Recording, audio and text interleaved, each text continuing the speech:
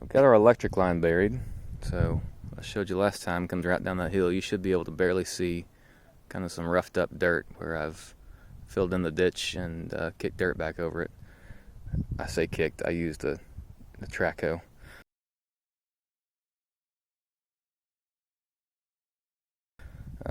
Anyway, so our electric line comes out right here. That's actually too far inward where the garage is going to be. It needs to be in line with this wall, so I need to dig it back out and stand it up.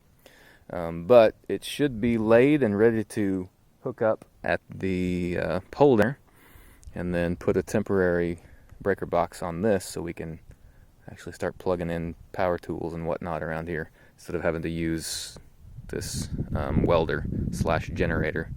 We've been firing that up anytime we need to charge anything or need to use a skill saw or something like that.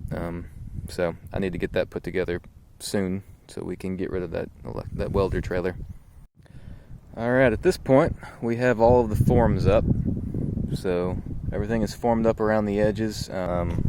We've got supports put roughly every 2 to 3 feet, and those are all staked in with 2 stakes, a metal stake on the back to support it from moving laterally, and then a wood stake in the front to support it from moving up and down vertically.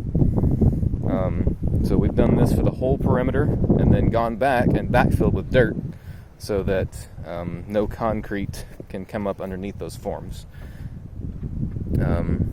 So I've got sand pulled in to where there's roughly about 3.5 inches of depth between the string line and the sand. So now it's time to put in our sewage lines.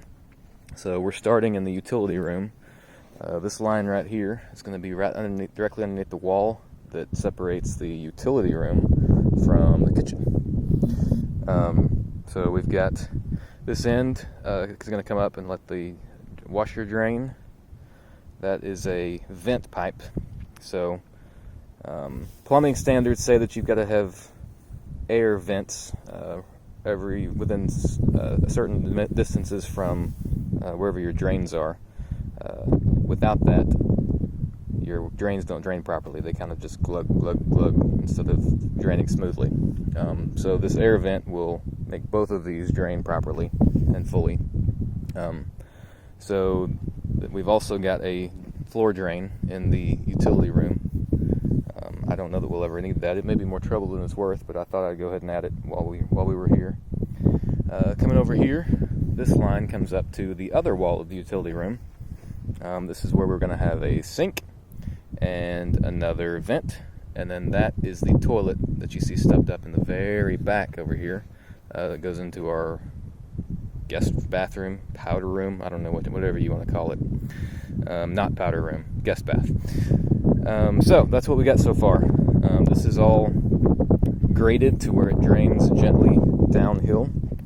So it falls about 2 inches every 10 feet.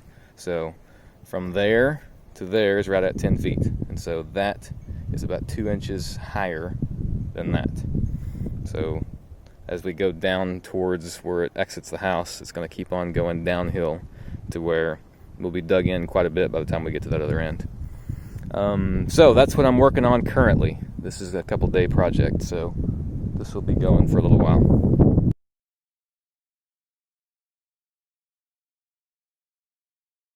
Okay, sewage system is finally in. There's not much to see now, I guess, because it's all below grade.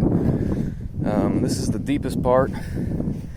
I started throwing sand in before I remembered I probably ought to record it for posterity before I finish.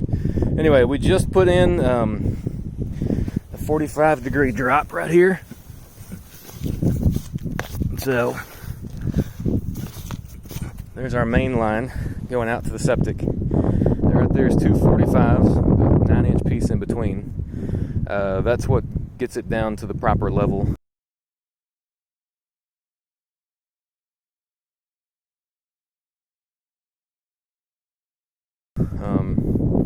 From where it is graded out from the house. We can't drop it too much here, or it won't drain properly.